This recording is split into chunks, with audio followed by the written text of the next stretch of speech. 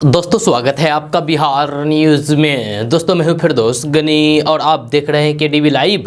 दोस्तों आज हो चुका है 6 फरवरी 2022। तो आज की बिहार की टॉप न्यूज़ लग रहे हैं आपके लिए। दोस्तों वीडियो स्टार्ट करने से पहले आपसे रिक्वेस्ट है, अगर आप नए आए हैं इस चैनल पर तो फिर इस चैनल को सब्सक्राइब करके बेल आइकन को भी प्रेस कर दीजिए और साथ में वीडियो को लाइक कर दीजिए, अपने दोस्तों के साथ शेयर भी कीजिए। तो चलिए दोस्तों स्टार्ट करते हैं आज की पूरे बिहार की टॉप न्यूज़। दोस्तों आज बिहार न्यूज़ में सबसे पहले बात करते हैं कि बिहार वासियों को अभी ठंड से राहत नहीं मिलने वाली है। जहाँ कई जिलों में बारिश ने मौसम के मिजाज को पूरी तरीके से बदल दिया है। बदलते मौसम की वजह से बिहार में एक बार फिर से ठिठुरन बढ़ गई है। मौसम विभाग के पूर्वानुमानों के मुताबिक पिछले 24 घंटे में बिहार में गरज के साथ बादल खूब बरसे हैं। जब बिहार के 38 जिलों में हुई बारिश से मौसम पूरी तरीके से ठंडा हो गया है। जहाँ शनिवार को कई जगह पर भारी बारिश के बीच जमकर ओलावृष्टि भी हुई। जहाँ ओलावृष्टि का भी असर अब पूरे बिहार में दिखाई दे रहा है। बिहार के लोगों ने हिमाचल और जम्मू कश्मीर वाली सर्दी को महसूस किया है। वहीं कई जिलों में कश्मीर की बर्फीली हवाओं वाली कनकनी का भी एहसास हो रहा है। तो बात करते हैं कि भारत में आज भी बड़ी संख्या में बच्चे बाल मजदूरी करने को मजबूर हैं। जब पहले की तुलना में अगर आज की बात की जाए तो फिर कोरोना संकट के चलते जहां कारोबार पूरी तरीके से ठप हो गए थे और पूरी दुनिया आर्थिक संकट की चपेट में है, ऐसे में बच्चों पर इसका असर पड़ना तो तय है। जहां बाल मजदूरी को रोकने के लिए तमाम कोशिशें की जा रही है। इसी कड़ी में श्रम एवं रोजगार मंत्रालय ने भी इसे रोकने का नया तरीका अपनाया है, जहां लोगों को जागरूक करते हुए और उनकी मदद से बाल श्रम पर अंकुश लगाने का एक प्रयास है।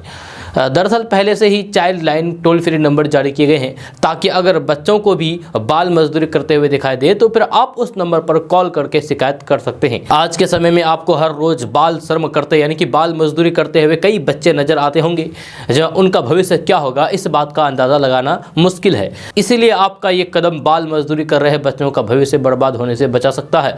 जहाँ अगर आपको अभी कोई बच्चा बाल मजदूरी करते दिखाई देता है तो फिर आप इसकी शिकायत ऑनलाइन कर सकते हैं। जहाँ श्रम एवं रोजगार मंत्रालय ने अपने आधिकारिक ट्विटर हैंडल से एक ट्वीट करते हुए लिखा है कि बच्चों से कम उम्र में नौकरी या फिर रोजगार करवाना अपराध है। इसमें माता पिता को भी सजा हो सकती है। तो अगर आप भी बाल मजदूरी करते हुए देखते हैं तो फिर चाइल्ड लाइन की नंबर 1098 श्रम निरीक्षक या फिर अपने नजदीकी पुलिस स्टेशन पर इसकी शिकायत दे सकते हैं। दोस्तों अब बात करते हैं कि एआईएमआईएम के प्रमुख असदुद्दीन ओवैसी पर गोली चलाए जाने की घटना पर सोमवार को केंद्रीय गृह मंत्री अमित शाह सदन में वक्तव्य देंगे। उससे पहले शुक्रवार को ओवैसी ने सरकार की ओर से दी गई जेड कैटेगरी सुरक्षा स्वीकार करने से मना करते हुए खुद पर गोली चलाने वालों के खिलाफ गैर कानूनी गतिविधियां रोकथाम कानून यूएपीए के तहत कार्रवाई की मांग की है। बुधवार को उत्तर प्रदेश में रैली से दिल्ली लौटते हुए ओवैसी पर हमला हुआ था, जहां हालांकि पुलिस ने 2 लोगों को गिरफ्तार कर लिया है। लेकिन ओवैसी की मांग है कि अपराधियों पर सख्त कानून लगने चाहिए। जब लोकसभा में प्रश्न उठाते हुए ओवैसी ने कहा कि देश में कट्टरता बढ़ रही है, सरकार को इसका इंतजाम करना चाहिए। वे जिंदा रहना चाहते हैं, बोलना चाहते हैं, लोगों के लिए काम करना चाहते हैं। उन्होंने कहा कि सरकार की ओर से दी गई जेड कैटेगरी सुरक्षा उन्हें नहीं चाहिए। जब दोषियों पर सख्त कार्रवाई होनी चाहिए। सदन में मौजूद केंद्रीय वाणिज्य मंत्री पीयूष गोयल ने ओवैसी की लंबी आयु की कामना करते हुए कहा कि दोषियों को पकड़ा गया है, कानून अपना काम करेगा। उन्होंने ही जानकारी दी है कि सोमवार को गृह मंत्री इस मुद्दे पर वक्तव्य देंगे। माना जा रहा है कि तब तक पुलिस भी कुछ और जानकारी एकत्रित कर लेंगे। दोस्तों बात करते हैं कि पटना में 2 बहनों को 5वीं मंजिल की छत से फेंकने के मामले में हत्या का प्रयास एसएसपी मानवजीत सिंह ढिल्लों ने साफ कर दिया है। उन्होंने बताया है कि आरोपी मानसिक रूप से विक्षिप्त है। उसके परिवार वालों से बातचीत और मिली जानकारी के अनुसार पता चला है कि विवेक कुमार उर्फ विभाकर यूपी के लखनऊ के गोमती नगर में अपनी बहन के घर पर रहने के दौरान नदी में कूद करके आत्महत्या का प्रयास किया था। इसके बाद बहन ने उसे घर भेज दिया था। एसएसपी मानवजीत सिंह ढिल्लों के अनुसार आरोपित के पिता इंद्रदेव कुमार आनंद ने बताया है कि वह दरभंगा में घर पर ही कई बार बिना बताए घर से भाग जाता था। मानसिक रूप से विक्षिप्त होने के कारण किसी से भी लड़ जाने के कारण कई बार लोग उसे पीट भी देते थे। इस मामले में एसएसपी मानवजीत सिंह ढिल्लों ने कहा है कि मानसिक रूप से विक्षिप्त होने के कारण युवक ने इस घटना को अंजाम दिया है।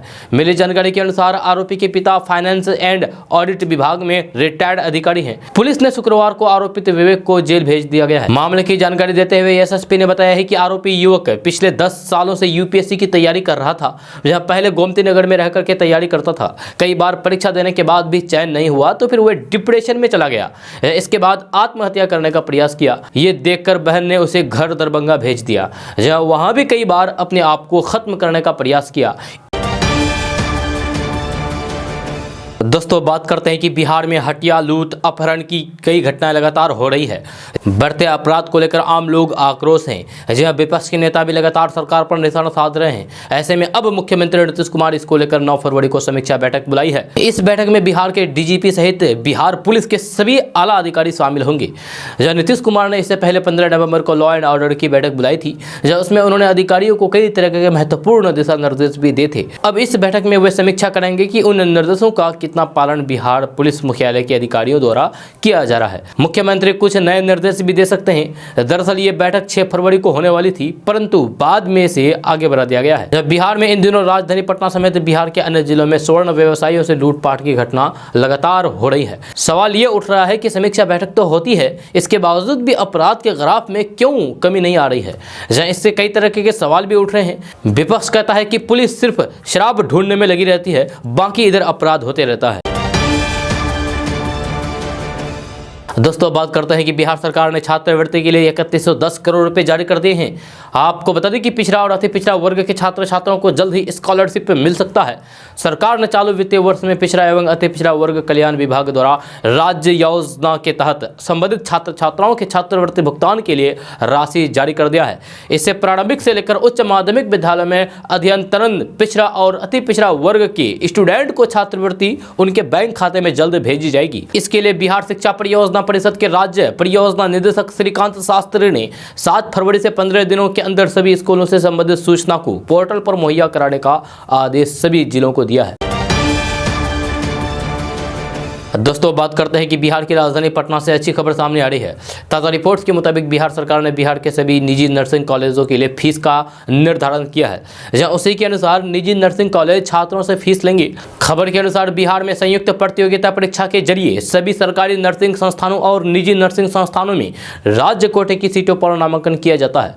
जहाँ सरकारी नर्सिंग कॉलेजों में तो फीस काफ़ी कम है, लेकिन निजी नर्सिंग कॉलेजों में फीस काफ़ी अधिक है। आपको बता दें कि सरकार ने निजी नर्सिंग कॉलेजों की मनमानी को रोकने के लिए एएनएम, जीएनएम और नर्सिंग का फीस निर्धारित किया है। इसको लेकर बिहार स्वास्थ्य विभाग द्वारा अधिसूचना भी जारी कर दिया गया है। यह छात्र छात्राओं को आर्थिक तौर पर काफी राहत मिल सकेगी। दोस्तों अब बात करते हैं कि भूकंप के झटके से दिल्ली, एनसीआर समेत देश के कई हिस्से शनिवार को हिल गए। जब भूकंप के झटके पूरे उत्तर भारत में महसूस किए गए हैं। भूकंप शनिवार सुबह 9:47 के करीब आया। जब दिल्ली, एनसीआर में लोगों को करीब 15 से 20 सेकंड तक धरती में कंपन महसूस हुई। जब वही जम्मू कश्मीर समेत उत्तर भारत के अन्य राज्यों में भी भूकंप के झटके महसूस किए गए हैं। भूकंप के झटके महसूस होने के बाद कई जगहों पर लोग घर से बाहर निकल आए। जब वही घरों में लगे पंखे और अन्य सामानों को लोगों ने हिलते हुए महसूस किया। रिएक्टर पैमाने पर भूकंप की तीव्रता 5.9 होने से भूकंप के केंद्र अफगानिस्तान में जान माल का नुकसान हो सकता है। दोस्तों बात करते हैं कि कटिहार में बायोटेक तकनीक पर परियोजना के तहत मशरूम की खेती के सहारे सफेद क्रांति की तैयारी की जा रही है। कृषि विज्ञान केंद्र के वैज्ञानिकों की पहल से लगभग 500 किसान इस योजना से जुड़कर मशरूम की खेती कर रहे हैं, जिसमें 60 से 70 किसान मशरूम की खेती को बड़े पैमाने पर कर रहे हैं। फिलहाल 2 तरह के ऑर्टिन और बटन मशरूम की खेती से प्रशिक्षण के बाद किसान इससे आर्थिक रूप से समृद्ध होने की कोशिश कर रहे हैं। खासकर घरेलू महिलाएं तेजी से इस परियोजना से जुड़कर लाभान्वित हो रहे हैं। कटिहार कृषि विज्ञान केंद्र के वरिष्ठ वैज्ञानिक रीता सिंह ने कहा है कि कृषि विज्ञान केंद्र में भी मशरूम के उत्पादन हो रहा है। जब डेमो ट्रेनिंग सेंटर के रूप में किसानों को यहां प्रशिक्षण भी दिया जाता है, जिससे जिला भर के किसान यहां से जानकारी लेकर के अपने अपने घरों में इसकी खेती कर रहे हैं। इस खेती से जुड़कर तेजी से आर्थिक लाभ मिलने के कारण कटिहार जिले में मशरूम की खेती अब आर्थिक आजादी की सफेद क्रांति के रूप में अपनी पहचान बना रही है। दोस्तों बात करते हैं कि 7 निश्चय के तहत हर घर नल जल योजना को पूरा करने में गांवों ने शहरों को पीछे छोड़ दिया है। लक्ष्य के विरुद्ध नल जल का घरों में कनेक्शन देने को लेकर शहरी और ग्रामीण क्षेत्रों की रिपोर्ट बिहार विकास मिशन ने जारी की है। गाँव में लक्ष्य के अनुरूप 100% तो शहरों में 94% उपलब्धि हासिल हुई है। जब दिसंबर 2021 तक के प्रदर्शन के आधार पर जिलों की रैंकिंग भी मिशन ने जारी की है। हालांकि लक्ष्य पूरा होने के बाद भी नए घरों में कनेक्शन दिए जाने का कार्य जारी है। जब मिशन की रिपोर्ट बताती है कि गाँव में कनेक्शन देने में 19 जिलों ने 100% लक्ष्य हासिल किया है। वहीं शहरों में 100% कनेक्शन देने में 15 जिले शामिल है। गाँव में कनेक्शन देने के मामले में बांका तो शहरों के मामले में जहानाबाद पहला स्थान प्राप्त हुआ है। गाँव के मामले में बांका, भोजपुर, मुजफ्फरपुर, नालंदा और पूर्वी चंपारण पहले से 5वें स्थान तक है। शहरों में कनेक्शन देने में पहले 5 जिलों में जहानाबाद, कैमूर, शेखपुरा, शिवहर और वैशाली शामिल है। वहीं गांव में कनेक्शन देने के मामले में अंतिम 5 जिलों में सहरसा, खगड़िया, सुपौल, किशनगंज और कटिहार जिले हैं। शहरों में कनेक्शन देने में मुंगेर, औरंगाबाद, पूर्णिया, दरभंगा और बेगूसराय फीसदी साबित हुआ है। दोस्तों, बात करते हैं कि अखिलेश यादव ने असदुद्दीन ओवैसी के काफिले पर हुए हमले की निंदा की है। जो उन्होंने कहा है कि इसके पीछे दोषी कौन है और कारण क्या है। ये लोग तो दावा करते थे कि प्रदेश से अपराधी भाग गए हैं। अगर अपराधी भाग गए थे तो फिर ये हमला किसने किया? जी हां, ऑल इंडिया मजलिस इत्तेहादुल मुस्लिमीन यानी कि AIMIM प्रमुख असदुद्दीन ओवैसी की कार पर हापुड़ जिले में गुरुवार की शाम को गोलीबारी की गई थी। यह घटना उस वक्त हुई जब वह पश्चिमी उत्तर प्रदेश में चुनाव से जुड़े कार्यक्रमों में शरीक होने के बाद लौट रहे थे। हमले के बाद समाजवादी पार्टी ने ट्वीट करके कहा था कि लोकतंत्र में किसी भी तरह की हिंसा की कोई जगह नहीं होनी चाहिए। AIMIM के राष्ट्रीय अध्यक्ष असदुद्दीन ओवैसी की गाड़ी पर गोली चलने की खबर बेहद दुख एवं निंदनीय है। यह घटना के जिम्मेदारों पर कठोर कार्रवाई हो। अब अखिलेश यादव ने यूपी की कानून व्यवस्था पर भी सवाल उठाए हैं। आपको बता दूं कि हमले के बाद केंद्र सरकार ने शुक्रवार को ओवैसी को केंद्रीय रिजर्व पुलिस बल यानी कि CRPF के कमांडो द्वारा Z श्रेणी की सुरक्षा मुहैया कराने का फैसला किया है। यह सूत्रों के अनुसार ओवैसी की सुरक्षा के लिए 24 घंटे CRPF कमांडो तैनात रहेंगे। करीब 16 से 20 सशस्त्र कमांडो पालियों में तैनात किए जाएंगे। आधिकारिक सूत्रों ने बताया है कि घटना के बाद ओवैसी पर खतरे के स्तर का नए सिरे से आकलन किया गया है। Z+ भारत में उच्च खतरे की आशंका वाले व्यक्ति को प्रदान की जाने वाली उच्चतम श्रेणी की सुरक्षा है। दोस्तों, बात करते हैं कि बिहार में अवैध बालू का कारोबार रुक नहीं रहा है। यह कारोबारियों पर अब नकेल कसने की तैयारी शुरू हो गई है। खनन एवं भूतत्व विभाग ने स्पेशल ब्रांच की मदद से बालू के अवैध खनन पर शिकंजा कसने का फैसला किया है। इसके लिए खनन विभाग की टीम ने बड़े माफियाओं और अवैध कारोबारियों के नाम हासिल करके उनके खिलाफ अभियान शुरू करने की प्लानिंग की है। अभी स्पेशल ब्रांच की मदद से विभाग द्वारा अवैध कारोबारियों पर शिकंजा कसने की तैयारी की जा रही है। दोस्तों, बात करते हैं कि उत्तर प्रदेश विधानसभा चुनाव में गोरखपुर सीट सबसे हॉट सीट बनी हुई है। इसकी वजह है उत्तर प्रदेश के मुख्यमंत्री योगी आदित्यनाथ। जब वे पहली बार विधानसभा चुनाव लड़ रहे हैं, वो भी गोरखपुर से।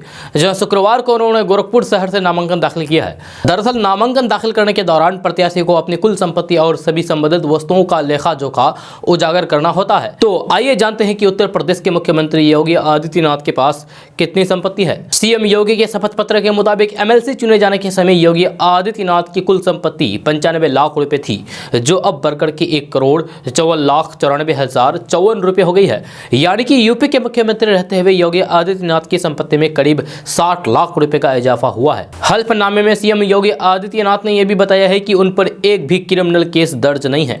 आपको बता दें कि CM बनने के बाद योगी आदित्यनाथ 2019 का लोकसभा चुनाव नहीं लड़े थे। हालांकि 2014 के लोकसभा चुनाव में बतौर सांसद योगी आदित्यनाथ की संपत्ति 72,17,000 रुपए थी।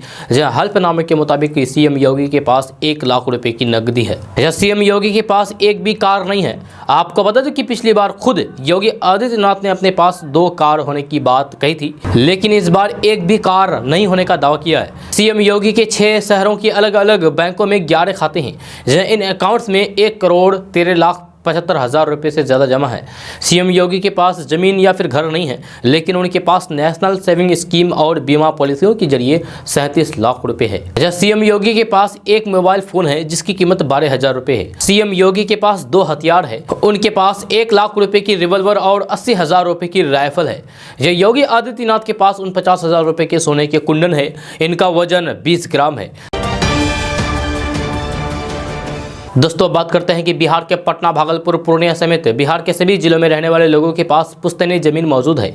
यहाँ बहुत से लोग अपनी पुश्तैनी जमीन बेचना चाहते हैं, लेकिन सरकार ने पुश्तैनी जमीन बेचने के लिए कई तरह के नियम बनाए हुए हैं। इस नियम के अनुसार ही आप पुश्तैनी जमीन को बेच सकते हैं। ताजा रिपोर्ट के मुताबिक पुश्तैनी जमीन बेचने से पहले आपको पारिवारिक बंटवारा करना होगा। जमीन की दाखिल खारिज करानी होगी, साथ ही साथ अपने नाम से जमीन की जमाबंदी भी करानी होगी। इसके बाद ही आपको पुश्तैनी जमीन बेचने का अधिकार प्राप्त होगा। पुश्तैनी जमीन बेचने के लिए सबसे पहले पारिवारिक बंटवारा करना होगा। 3 पीढ़ियों से जमाबंदी नहीं होने की स्थिति में ये पहला वंशावली बनानी होगी। जब वंशावली के बाद आपके हिस्से में जो जमीन आएगी उसे आपको अपने नाम से जमाबंदी करानी होगी। इसके बाद आपको उस जमीन के बेचने का अधिकार प्राप्त होगा, जहां आप जब चाहे उस जमीन को बेच सकते हैं। वहीं इस पूरी प्रक्रिया में बेटियों की हकमारी नहीं हो पाएगी। जहां भाई अगर जमीन बेचना चाहते हैं तो फिर बहनों का हिस्सा सुरक्षित रखना होगा या फिर उसकी लिखित रजामंदी लेनी होगी। दोस्तों बात करते हैं कि बिहार की राजधानी पटना से बड़ी खबर सामने आ रही है। ताज़ा रिपोर्ट्स के मुताबिक बिहार में शुक्रवार और शनिवार को बारिश और ठनका से 5 लोगों की मौत हो गई है। वहीं कई लोग घायल भी हो गए हैं। मौसम विभाग ने पहले ही इन जिलों में लोगों के लिए अलर्ट जारी किया था। खबर के अनुसार पश्चिमी और पूर्वी चंपारण में ठनका से 4 लोगों की मौत हो गई है और 4 लोग इससे घायल हुए हैं। वहीं कई जिलों में लोगों के घर का छप्पर तेज हवा के कारण उड़ गया है। जहां वही अचानक हुई बारिश से किसानों को काफी नुकसान उठाना पड़ा है। आपको बता दूं कि पश्चिमी चंपारण के मझोलिया प्रखंड के अमुआझार की फरवा वार्ड 7 में ठनका से 1 महिला और 1 बच्चे की मौत हो गई। दोस्तों बात करते हैं कि पुणे की येरवड़ा में बिल्डिंग का स्लैब गिरने से हुए हादसे में 6 लोगों की मौत हो गई, जिसमें 5 मजदूर बिहार के अपना कटिहार से हैं। उनकी मौत पर शोक व्यक्त करते हुए बिहार के मुख्यमंत्री नीतीश कुमार ने मुआवजे का ऐलान कर दिया है। मृतकों के परिवारों को 2-2 लाख रुपए और फिर घायलों को 50-50 हजार रुपए की अनुग्रह राशि दी जाएगी। मरने वाले सभी मजदूर बिहार के कटिहार के रहने वाले थे। जिन लोगों की इस हादसे में मौत हुई है उनमें मोहम्मद सोहेल अहमद, मोहम्मद मोबिन आलम, मोहम्मद समीर, मशरूफ हुसैन और मुनीब आलम शामिल है। इस हादसे के बाद मुख्यमंत्री नीतीश कुमार ने ट्वीट करते हुए कहा कि महाराष्ट्र के पुणे के मॉल में लोहे का ढांचा गिरने से हादसा दुखद है। हादसे में बिहार के कटिहार के 5 मजदूर की मृत्यु की जानकारी प्राप्त हुई है। शोक संतप्त परिवार को दुख की इस घड़ी में धैर्य धारण करने की ईश्वर शक्ति प्रदान करे।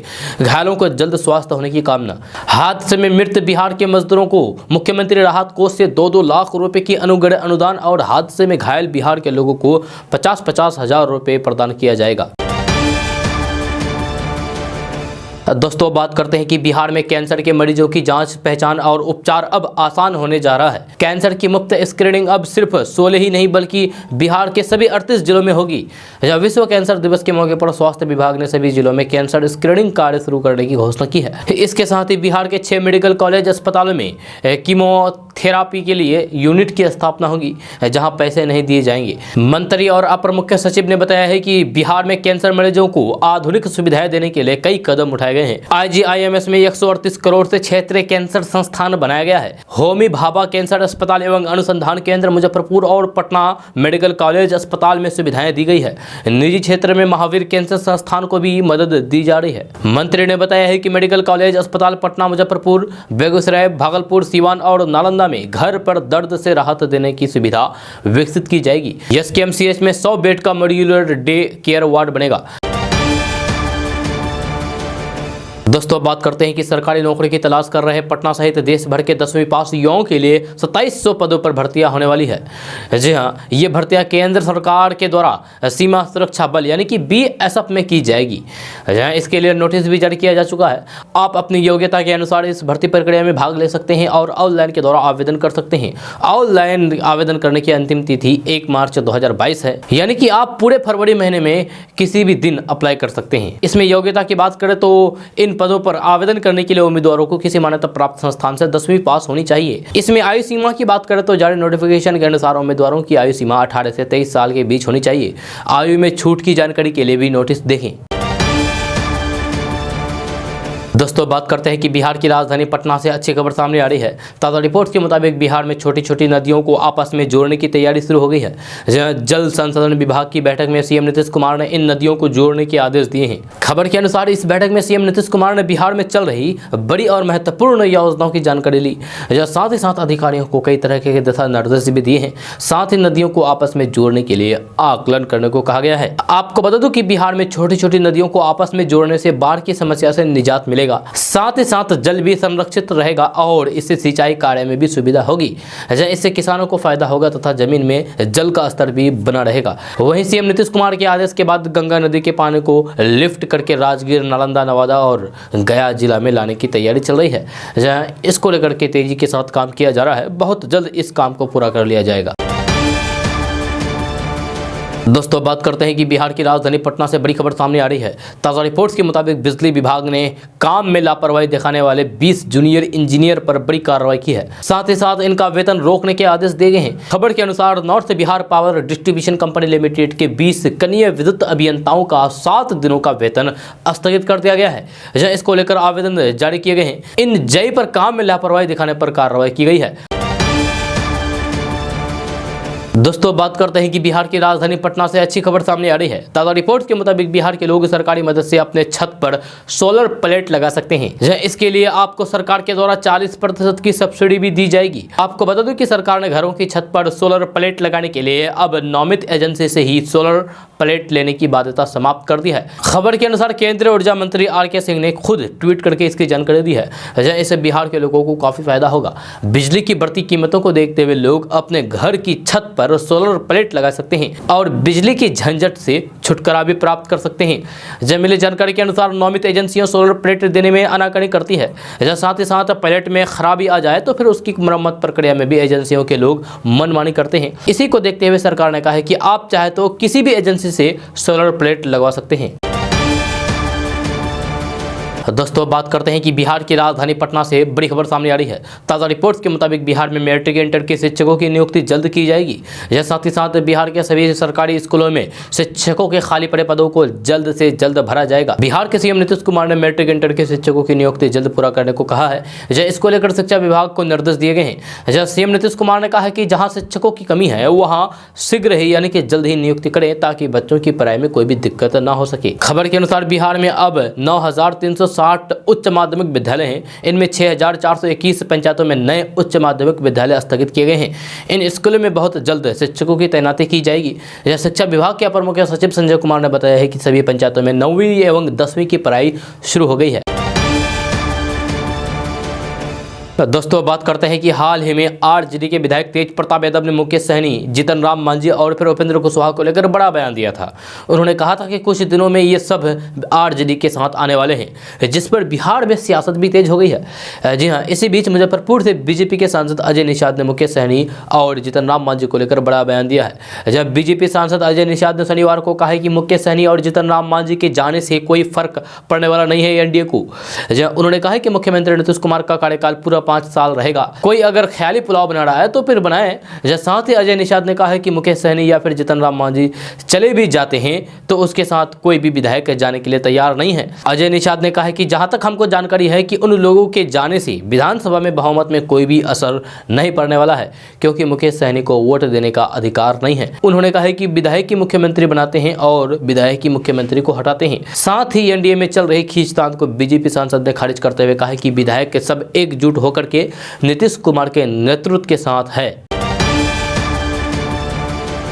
दोस्तों अब बात करते हैं कि एआईएमआईएम के चीफ असदुद्दीन ओवैसी पर हुए हमले की बीजेपी सांसद सुब्रमण्यम स्वामी ने तीव्र आलोचना की है। हमले की आलोचना करते हुए स्वामी ने कहा है कि ओवैसी राष्ट्रवादी भले नहीं है लेकिन वे देशभक्त है। उन पर हमला कट्टरवादी सोच का ही शख्स कर सकता है। उन्होंने ट्वीट करते हुए कहा है कि केवल तर्कहीन कट्टरपंथी ही ओवैसी की हत्या करना चाहेंगे। ओवैसी राष्ट्रवादी न होते हुए भी वे देशभक्त है।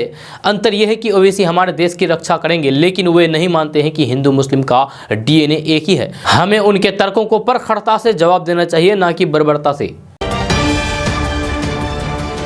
दोस्तों बात करते हैं कि बिहार की राजधानी पटना से बड़ी खबर सामने आ रही है। ताज़ा रिपोर्ट के मुताबिक पटना शहर के बाद अब पटना के पंचायतों में भी गांव-गांव कचरा उठाने के लिए गाड़ी आएगी।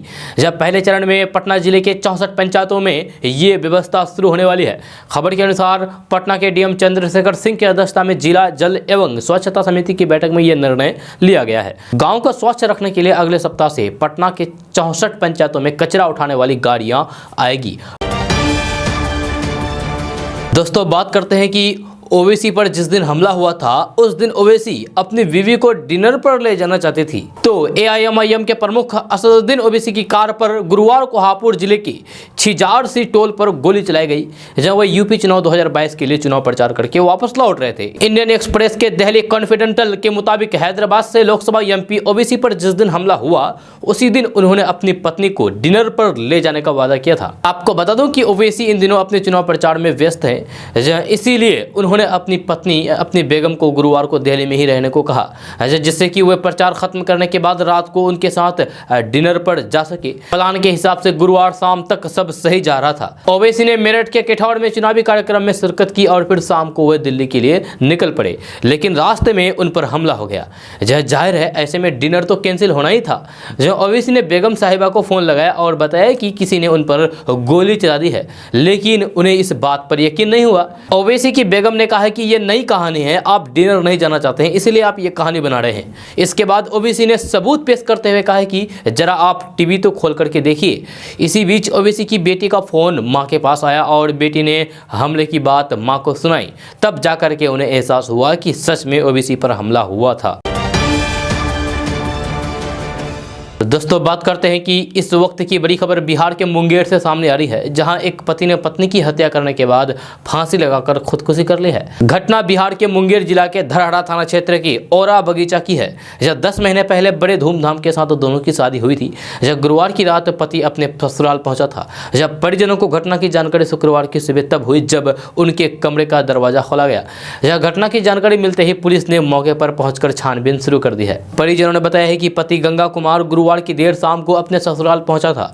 यह रात में खाना खाने के बाद दोनों अपने कमरे में चले गए सोने के लिए। सुबह जब कमरे का दरवाजा नहीं खुला तो लोगों को शक हुआ। आवाज़ देने के बाद भी जब अंदर से कोई आवाज़ नहीं आई तो एक बच्चे को रोशनदान के रास्ते कमरे के अंदर भेजा गया और बच्चे ने जब दरवाज़ा खोला तो अंदर का नज़ारा देख करके सब दंग रह गए। जब महिला का शव बेड पर पड़ा हुआ था, जबकि पति का शव पंखे से झूल रहा था, जिसके बाद परिजनों में कोहराम मच गया। जानकारी के मुताबिक मृतका शिवानी की शादी 10 महीने पहले बड़े धूमधाम से हुई थी। यह शादी के बाद सब कुछ ठीक चल रहा था। पति गंगा कुमार को नशे की बुरी लत थी और वह जुआ भी खेलता था, जिसका शिवानी विरोध करती थी, जिसको लेकर दोनों के बीच हमेशा बहस होती रहती थी। दोस्तों अब बात करते हैं कि बिहार विधानसभा चुनाव के दौरान बिहार में काबा और यूपी में काबा गाने से फेमस हुई बिहार की लोक गायिका नेहा सिंह राठौर मुकदमे में फंस गई है। जहां उनके खिलाफ थाने में एफआईआर दर्ज कराने के लिए शिकायत दी गई है। नेहा सिंह राठौर पर एक जाति विशेष को अपमानित करने का आरोप लगाया गया है। जब बिहार के कैमूर जिला की निवासी नेहा सिंह राठौर के खिलाफ राजस्थान में मुकदमा दर्ज हुआ है। राजस्थान के हनुमानगढ़ जिले में अखिल भारतीय सर्व भाट महासभा ने यह मामला दर्ज कराया है। यह शुक्रवार को हनुमानगढ़ के जंक्शन थाने में नेहा सिंह राठौर के खिलाफ खास समाजों के लिए अभद्र भाषा का इस्तेमाल करने की शिकायत की गई है। अखिल भारतीय सर्व जाट महासभा के राष्ट्रीय अध्यक्ष रामप्रात भाट ने नेहा सिंह राठौर पर सामाजिक विद्वेष फैलाने का आरोप लगाया है। उन्होंने कहा है कि नेहा ने अपने गीत में खास समाज के लोगों को अपमानित करने के लिए आपत्तिजनक गलत शब्दों का प्रयोग किया है, इसलिए उन्होंने पुलिस में शिकायत दर्ज करके नेहा के खिलाफ कार्रवाई की मांग की गई है। अखिल भारतीय रामप्रीत ने कहा है कि नेहा सिंह राठौर झूठी शोहरत पाने के लिए गलत तरीके अपना रही है और सोशल मीडिया पर गलत तथ्यों को पेश कर रही है। खुद को प्रसिद्ध करने के लिए वे एक जाति, वर्ग और धर्म को अपमानित कर रही है। दोस्तों बात करते हैं कि बड़े निवेश के लिए तरस रहे बिहार के लिए केंद्र सरकार एक बड़ी सौगात देने की तैयारी कर ली है। इसका फायदा न केवल बिहार के लोगों को मिलेगा बल्कि बिहार से देश के दूसरे राज्यों तक जल मार्ग के जरिए व्यापार का रास्ता भी खुल जाएगा।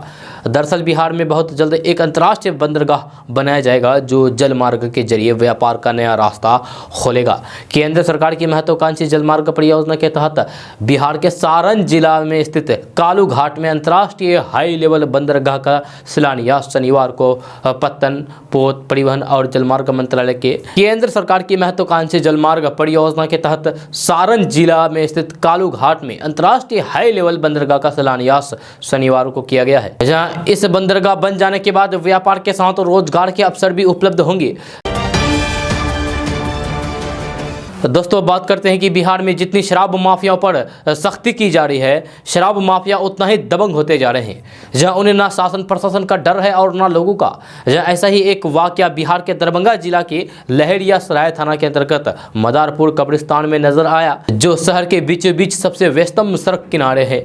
जहां शराब माफियाओं ने शराब छुपाने के लिए कब्रिस्तान में सोए मुर्दे को भी नहीं बख्शा। घटना कल सुबह की है। 9 बजे करीब लोगों ने देखा कि कब्रिस्तान में से 5 से 6 लोग शराब निकाल रहे हैं एवं उसे बेचने के लिए ले जा रहे हैं।